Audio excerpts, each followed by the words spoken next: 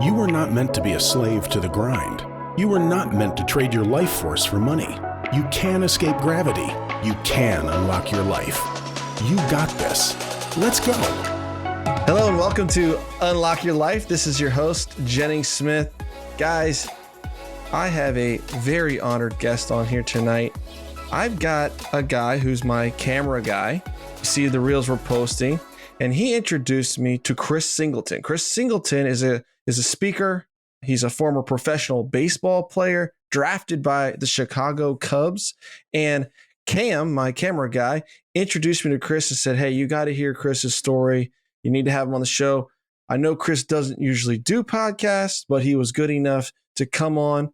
He now speaks to over 100 organizations a year. He's speaking 150 times a year, 30,000 students annually. He has a very, very moving story. We're going to get into that in the podcast. I'm not going to go into that right now. I'm going to let Chris tell you himself. But Chris, man, welcome to the show. Thank you for being on here. I appreciate it a lot. Absolutely, man. It's funny we talk about Cam. I played high school basketball with Cam, right? Okay. So I saw him doing his thing with the cameras. I said, man, Cam, you ever thought about traveling somebody?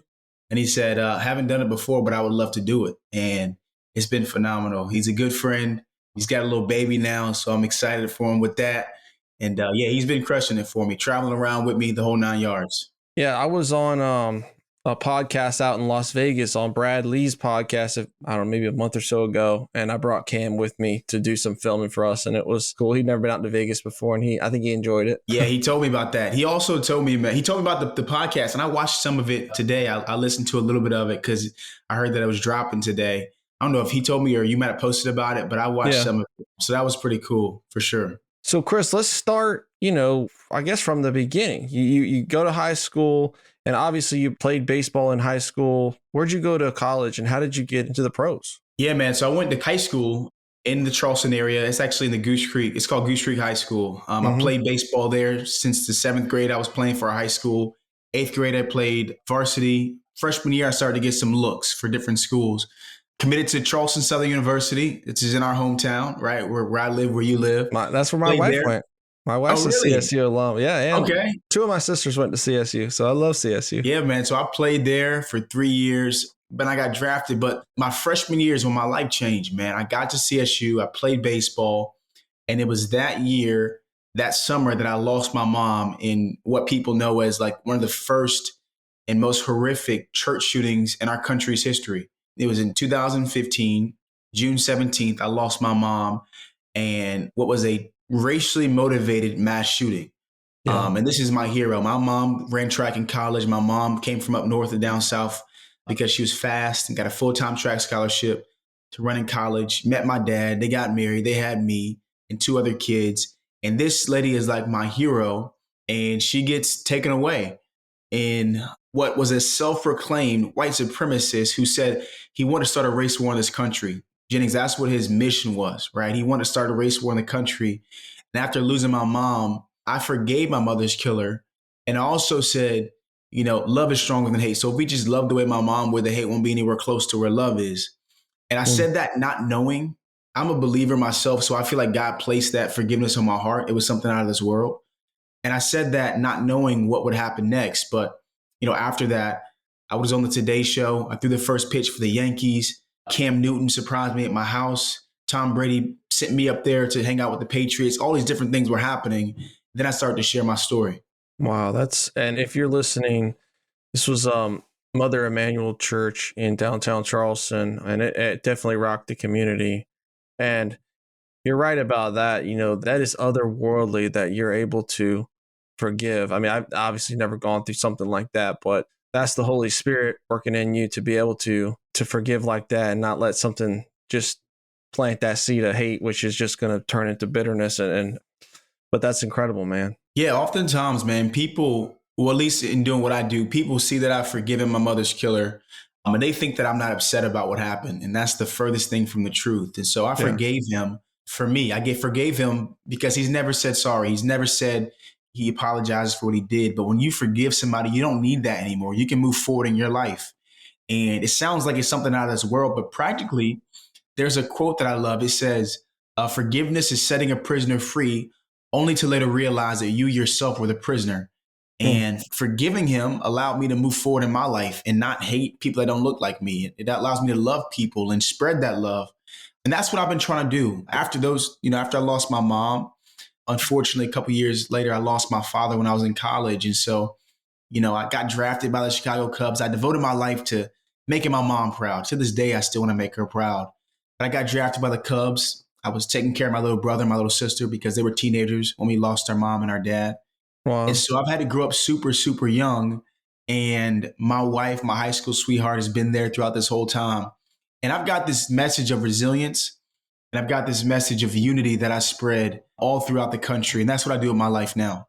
Well, that's amazing. So you were able to stay focused through all this, make it into the pros. And now, how long were you in the pros? And because I want to talk about how you made the shift, right? You got a professional athlete, you got a large platform, and most athletes, they're not able to translate that into anything else typically, but you have, right? You're an extremely successful speaker. You own real estate. We're going to talk about that in a minute too. But how long was that career in the Cubs, and what gave you the foresight to be like, hey, this is temporary, I need to build something permanent? Yeah, great question. So first off, I think no athlete thinks they're only going to play for 2 years. That's what I played in the minors for 2 years. And so when I got drafted, you're playing in the minor leagues. Like you're playing, and I don't know if you know baseball, like the difference between major leagues and minor leagues, but for instance, the River Dogs in Charleston, right? Yeah. You're playing single A baseball, man. You're making $1,250, maybe $1,300 a month. I think they just raised it to maybe $1,700 a month, but you only make that for 6 or 7 months out of the year. And so I wasn't making any money playing baseball. Wow, they gave me my signing bonus, but that was really it. And when they gave me $100,000 to sign, Uncle Sam still took 35 grand of that, right? So I really only got 65. So you have to learn how to, some guys, you room with a bunch of guys when they're playing. Some guys like myself, I lived in what was a retirement home for free while I was playing. And then in the off season, man, I was speaking. I didn't know that speaking was like a professional thing to do. I just knew everybody wanted me to share my story. They said, Chris, can you come to my youth group? Man, I got a youth group in Monk's Corner. I got a little league team in North Charleston. I got whatever it may have been. And I started to share my story, share my testimony. And it went from me speaking to, a group of third graders to me speaking to companies like Boeing, Microsoft, Biogen, Medallion, so many different Fortune 50 companies. But it all started off me just saying, hey, I want to keep my mom's legacy alive and my church family's legacy alive and promote this thing of unity and this message that I have. Wow. Okay. So it was an organic thing where there was a need and you just kind of kept honing that skill and improving that skill. Yeah. And it grew into an organic business. Yeah. But it also was, in the off season, I kind of branded myself. Like all my social media said inspirational speaker and professional baseball player, right? I wanted people to know, even though I wasn't really getting paid to speak like that, I saw a video from a guy who's my mentor now named Inky Johnson. And I saw that video. I said, man, if I can make somebody feel half the way this guy just made me feel, I want to do that with my life outside of baseball. And so if you guys haven't heard of Inky Johnson, make sure you look him up. INKY Johnson, phenomenal story. One of the best speakers in the world right now, if you ask me. I saw that video and I just been on the Today Show. I just done the ESPN documentary. There was an ESPN documentary done on me and my mom called E60. And so people were reaching out to me. My social media blew up to like 10 or 15,000 followers on like almost all the platforms. And then I started to just say, you know what? I'm going to brand myself as a speaker, not just a baseball player. And people started asking me, well, Chris, what's your fee? And I didn't have a fee or nothing like that. I said, well, whatever you got. And slowly but surely, man, it's grown over the years. Yeah, for sure. So social media played a large part in just telling people what you do and getting the word out there. And guys, if you're on Instagram, his handle is C as in cat, Singleton _2. So that's right, Chris? Yep, that's right. That's all my C social. Singleton _2. Check him out on Instagram or at chrissingleton.com. But yeah, so I found social media to be incredibly powerful, where if you just let people know, hey, I buy real estate, or I'm a public speaker, or I'm starting a business, that they want to support you. They want to be a part of that. But most of the time, we're too afraid, right? Because I think it took guts for you to put that in your profile and to say, like, I'm a public speaker, I'm an inspirational speaker. Because Did you ever feel like, I guess, fake it till you make it, or that you weren't quite there yet? Yeah, I think everybody goes through that phase. One of the things for me was I wasn't bashful about it. I felt like God has called me to do the work that I do now. And so I literally sent a message to everybody, every contact in my phone saying, hey, if you guys are having a back to school speaker, I would love to be that back to school speaker. I mean, I'm doing that. Everybody I know on my phone. And I already had my website on Wix. It was like a couple $100 or something I paid for. I did it myself, my first one. I had like a booking form. And initially, nobody really reached out until I started just asking everybody, like, hey, do you know somebody needs a speaker? Some local sports teams would ask me to speak. I'd speak for free. I did like every Rotary Club in the Charleston area. I did exchange clubs. And slowly but surely, man, I went from, speaking 24 times in a year to speaking 54 times in a year. And it just kept going. It kept going until now I speak over 100 times annually for the last 3 years or so. I built a business on it. I didn't know you can get paid to speak until companies like, hey, Chris, we got $5,000 for you. Hey, we got $10,000 for you. A school would say, hey, we got $5,000. We'd love you for you to share with all of our students in the school. We know your story. We know your message.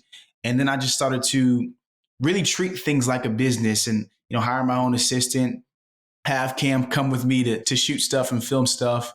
And things definitely progressed to now doing over like $100,000 a month so far this year from just speaking, sharing my story and my mission. Wow. So it's turned into a huge legitimate business, great business. And what is a typical speaking fee? I mean, I've done conferences, I've hired speakers, and I know some, they're happy to speak for free. They just want exposure. Others are, command $50, $75, or $100,000 speaking fees, even when they're at the top echelons. But I mean, like, what is a typical speaking fee? Yeah, so there's a couple things there. I heard you say this earlier, so I want to make sure we clear this up. So there are public speakers, right? And then there's professional speakers. When you think about a public speaker is like the police chief or the mayor or principal of a school. Like that's a public speaker, or the CEO of a company. That's a public speaker because they speak all the time. Then there's a professional speaker like myself that gets paid to speak. I'm a professional. I speak at conferences. I get paid to speak. And so if we're saying what's the average fee or normal fee for a professional speaker, I'd say probably $5,000 is what a professional speaker would charge. Now, when you're a corporate speaker, like my corporate fee right now, it goes from anywhere from 15 to 25 grand, depending on the event. Now, corporate speakers are people that are already pretty experienced in the speaking world, that have a record of being able to present to large organizations, that have a track record of crushing their events. I'm 26 years young right now. I'll be 27 in a couple months. And so there's no way a company's writing me a $20,000 check without having somebody on their staff that already heard me, or somebody that's going to bat for me, whether it's the VP or the CEO or somebody saying, you got to bring Chris in. And so if you're charging that much, then you're a coveted speaker, right? You're no longer reaching out to a ton of places. Everything is inbound for you to be charging that much. But most professional speakers are charging, 5, 10 grand on the corporate level. And then you've got the speakers that are like an Ed Milet who's charging multiple six figures, or like a Eric Thomas who's, over 100,000 every time he leaves. But I've got tons of friends that I know that are in the same range, 5 to 10, 10 to 15 grand every talk. Yeah. We just did a conference 2 weeks ago, and the speakers were in that range, and well worth it, to have somebody that has a message. And like you said, Chris, it's kind of spreads in a viral effect, right? I hired these guys because I was at other conferences. I saw them speak. They had a massive impact on me. I'm thinking, wow, I would love to have this guy at my conference. And, at the next event you're at, you never know who's in the audience listening. That's a decision maker.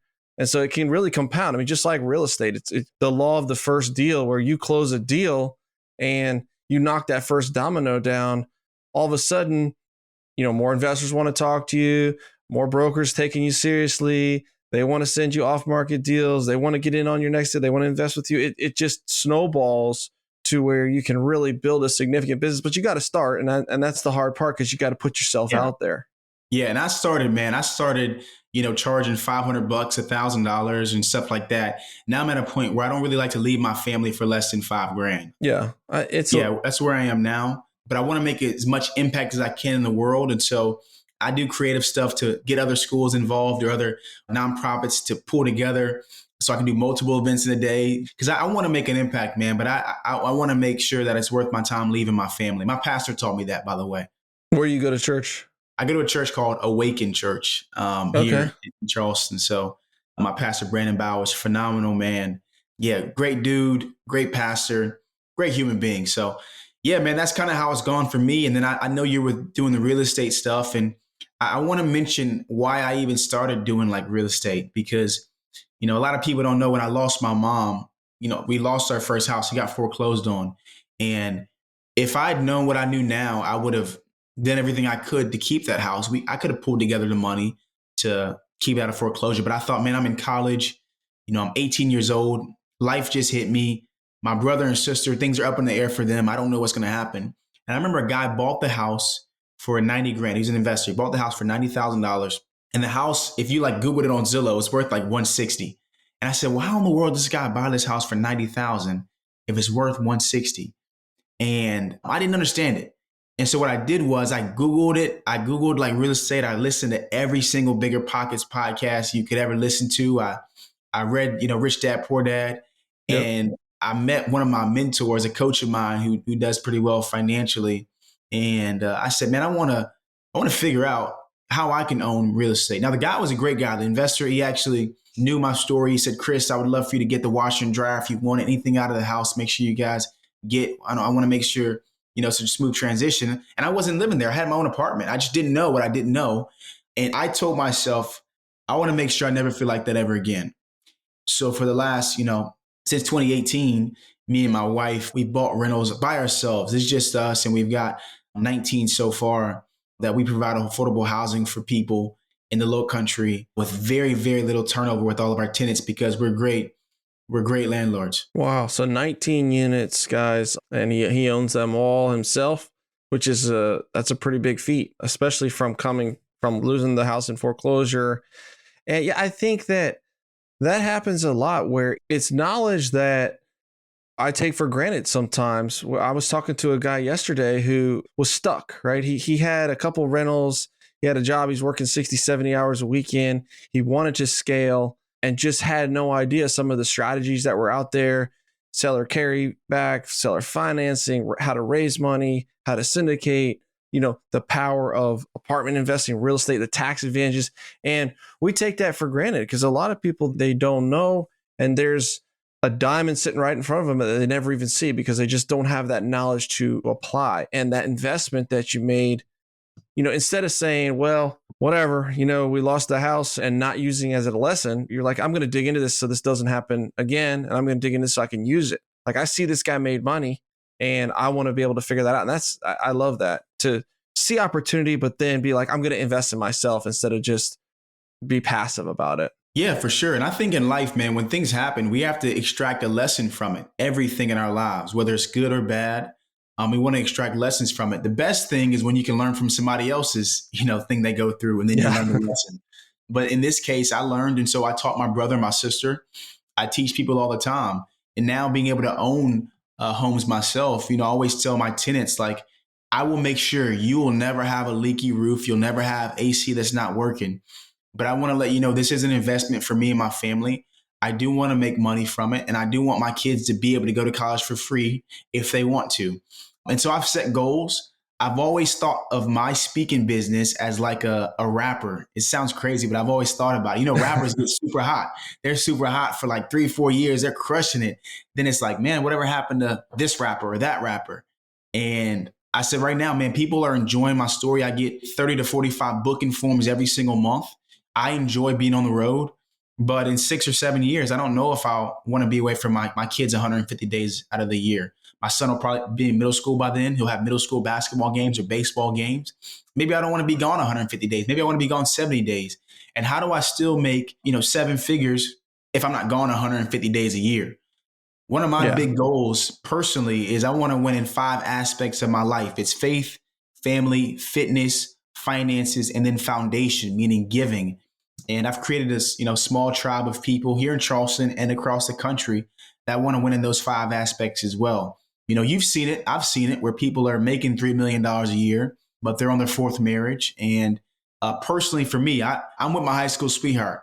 I want her to look me in the face and say, Chris, you're winning financially, but you are winning as a father as well. I want to be physically fit. I want to be a giver. And there's so many things. I want to be the complete human being that I feel like I've been called to be. And so that's why I kind of have those 5 F's that I stand by.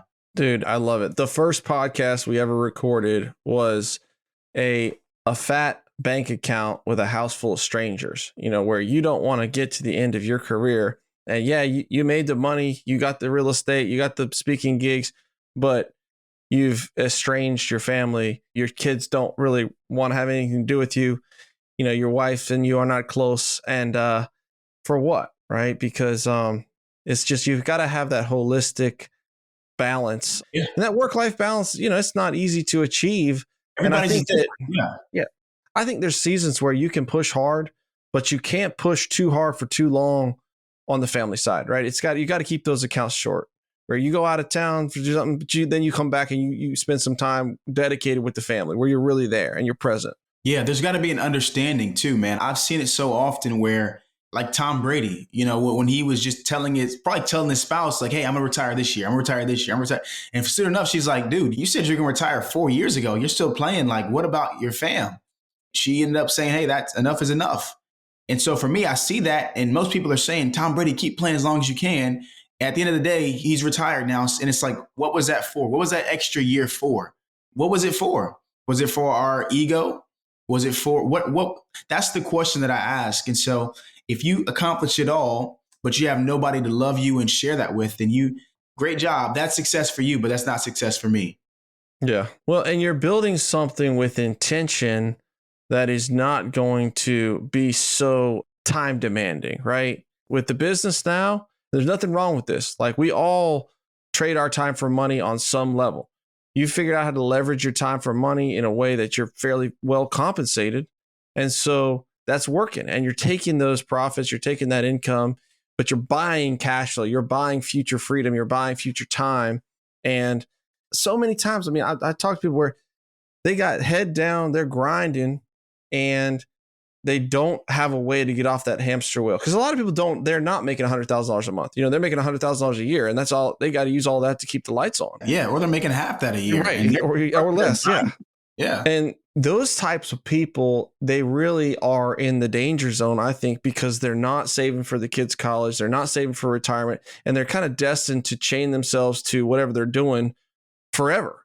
And if they don't pick up and say, hey, I've got to at least dedicate an hour a day, a couple hours a week to some sort of income generating side hustle or real estate or rentals, or I'm going to buy another business that can produce passively, they're never going to get off that hamster wheel. So I love that you're thinking down, just like you thought down the road with the baseball. You're like, hey, this is not going to last forever.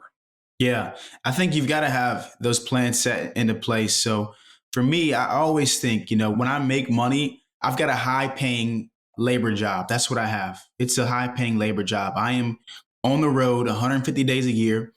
I just got back home from a speaking engagement to hop on this with you. Right. So I'm always hustling and grinding, and I love what I do. Don't get me wrong. I feel like I can make an impact on the world, keep my mother's legacy alive on the world, unite this world. That's my mission. But I also know, hey, I'm working for that money. So every single year I wanted to add money passively. So me and my wife, we used to have a goal. We said, man, if we can make $10,000 a month passive income, oh man, we are set. I said, we could retire. We could do whatever we want. Now we surpassed that. We're a little bit over that goal, but we also, how it goes. When you make more, you spend more, right? And so 10,000 back then was like, man, I'm rolling in the dough. Now 10,000 is like, hey, that's, half of my burn rate every month. And so, now the new goal is 15,000. And I feel like I could cut everything down to be 15,000. But, we have more kids. We live a life that we enjoy. We go on vacations. We have nice food. We give a lot, right? Like last year we had a goal of giving away $50,000. And so if I only make 50,000, I couldn't give 50,000, but we reached our goal because God blessed me financially last year.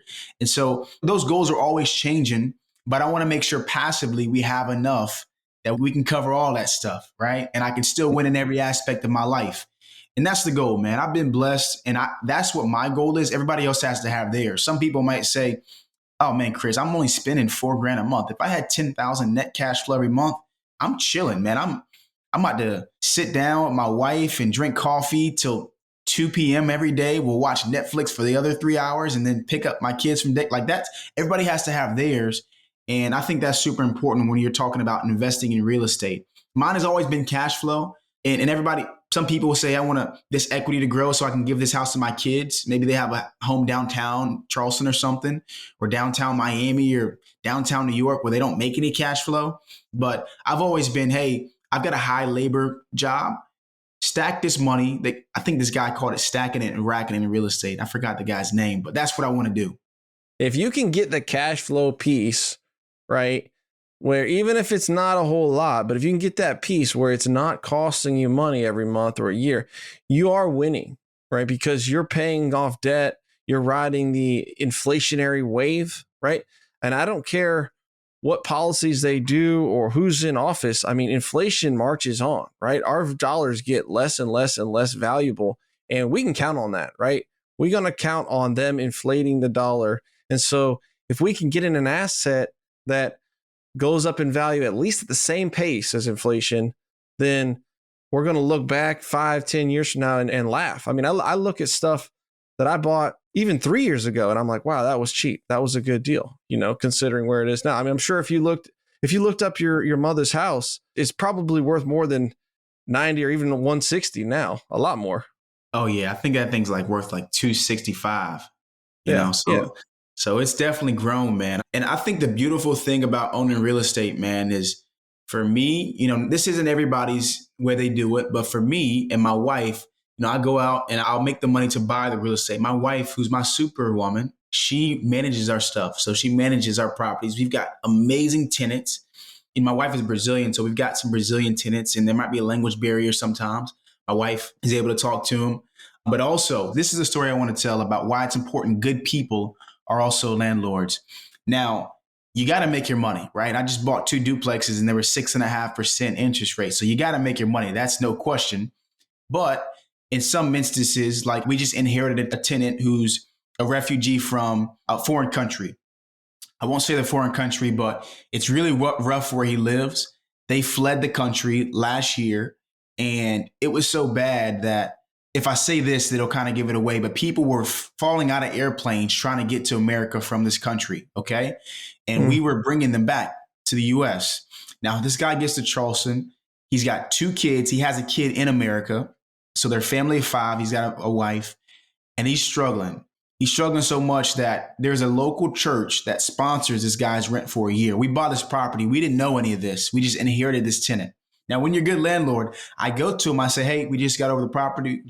We're going to do this. We're going to do this. And we're only raising your rent by $25. We're going to fix these things that you need to have done.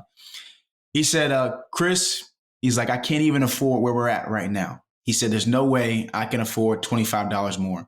I've got this church paying for it. I looked at him. I looked at his kids and his wife. She spoke no English. And I said, there's no way I'm kicking this guy out. I got to figure out how we're going to make this thing happen. And there's no shot. My soul won't let me do it. And so I started talking to him. I found out who the church was. The church said, Chris, I'm so thankful that you took over this and not, a management company that might not have cared. And so what we did is we said, hey, he'll pay us the rent, whatever he can't pay. The church said, Chris, because we believe in him and hopefully he finds the Lord and that's helping out, we're going to pay for whatever he can't. And so we structured this deal. We didn't kick out this family because I knew for a fact there's nowhere else he's going to find a 3-bed, 1-bath in a place where he would want to sleep at night for $13.75. There's no way. But I knew I didn't want him to be on the streets, and I knew I really wanted him to stay. The place was super clean. They were good people, and he's working hard. He's got 2 jobs. He's working his behind off. And I just think it wasn't fair if I were to kick him out. But because I own that house, I can do that. If I didn't own it, maybe somebody else might not have been the same morals or same whatever as me. They might not have let him keep it. But I say all that to say, I'm a person that wants to do good in the world, like keeping him in this house, but I also want to do well for my family. I want to be able to take them on a Disney cruise and stay in the nicest place. I want to be able to, take my kids in Malibu like we are tomorrow with my wife when I'm speaking at Pepperdine and have them flying really nice. So I want to do good in the world, but I want to do well. And I think, actually, I know you can do both. And that's what I'm trying to do with my life. Yeah. Yeah. We were just talking in a Bible study I'm in, talking about your passion and paying attention to what is God breaking your heart over? And allowing God to break your heart is to motivate you to do something, right? And so that man and his situation, that broke your heart. And so you were motivated to like, hey, let's work something out. Let's get something creative going. Let's help this guy. And, and that's why I think it's got to be led, because there's a whole lot of people that, they take advantage. On the flip side of that, it's like, hey, the bank doesn't care whether the guy's paying or not. You're on the hook for the mortgage. You got to pay the water bill. You got to pay the taxes. You got to pay the insurance. And so at some point, there's give and take there. But when there's someone that, hey, they're doing the best they can do and they just need a little hand up, then you step in there and do the right thing. I love that. Yeah, man. And I think, even if he wasn't able to pay, I was trying to figure out a way to let him stay. I was doing the work to try to make it happen, right? So if I didn't go to the church and ask them if they could keep helping out and all these things, then maybe it wouldn't have happened. But that's where there's so many resources out there that can help supplement if it's needed. And I wanted to use every single resource before I said I have to make this guy move out. Because then again, I did have a note on it, and that 6.5% is not cheap. So I had to pay the bills, but I was trying to make sure I can keep him in there to make sure we pay the bills and still make our money for sure. So now when someone comes and hears you speak, what is the message you want them to walk away with? How are you trying to change people's perspectives, or what is the vision and goal for the message you're trying to get across? Absolutely, man. So the whole reason why I started speaking is to put an end to racism, to put an end to people automatically judging you based on where you're from, what you look like, what your first language is. Because I wholeheartedly believe if somebody would have taught my mother's killer better, my mom would still be here. And so I'm encouraging people to love one another, regardless of what they vote or what they look like or their first language, because I didn't choose those things. Neither did they. And the perspective piece, this is the perspective piece. Every single person that you meet, regardless of where they stand, they all have a story behind that stance. So what does that mean? That means that maybe I love this football team and there's a story behind that, why I love that team, right? Or maybe you love guns and there's a story about why you love guns. Or maybe you're like me and you don't have firearms in your home because your mom was shot while she was praying in church, right? There's a story behind everything. Yeah. But oftentimes we meet people and we immediately stop listening to them because they have a different stance than we do. And my mission is all about reminding people everybody's got a story behind it. Wow. I love that. And I think it is important to recognize, there's a human being created by God behind this wrong ideology or whatever that you don't agree with or you think is wrong, but they still have dignity as a human being. And it's easy to dehumanize people that we don't agree with and then justify treating them less than. Yeah, man. And I find myself doing that sometimes, with homeless people or people, like where I'm like, he's probably on drugs or an alcoholic or whatever. He made bad choices. And there's a story behind how that guy got there. And if I look a little deeper. Yeah, nobody wants to be homeless, right? Nobody says that, hey, man, when I'm 47 years old, I'm going to be a drug addict that's homeless with a sign up. Like nobody ever says that. And there's traumas, man. My father was an alcoholic and ultimately his liver failed and he passed away. He had traumas he never dealt with. And so that's why I'm always open about the things that I go through. And I don't run from them. If I'm struggling with something, I face it head on. I don't run because, I'll think honestly, Jennings, this is the way I think about it when I see homeless people. I think I'm one really scary diagnosis from being there myself. Because if one of my kids has something that is untreatable, I'm selling the house, I'm selling every property, I'm not on the road. I'm doing everything I can to help with my kids. So I treat people like people because they are. We're called to love our neighbors ourselves, right? If you're a believer. And so I love everybody. Even if it means I don't give them $1, even if it means I give them a water bottle, right? I love everybody for sure. Right. Absolutely. Absolutely. Well, Chris, I appreciate you coming on the show, man. It's been an honor. Guys, chrissingleton.com if you want to connect with Chris. If you want to talk to him about public speaking, or if you want to start following his story on social media, I've enjoyed it a lot, man. Your story is incredible. And I want to thank you for what you're doing out there in the world, because we know we need it. We need that message. We need more of that message. So it's amazing. Thank you, man. Thank you for having me, for sure. All right, guys. Well, that's it for this week. Appreciate you tuning in, giving us your time, which is our most valuable resource. And make sure you utilize some time this week to unlock your life. This is your host, Jennings. Talk to you next week. Peace.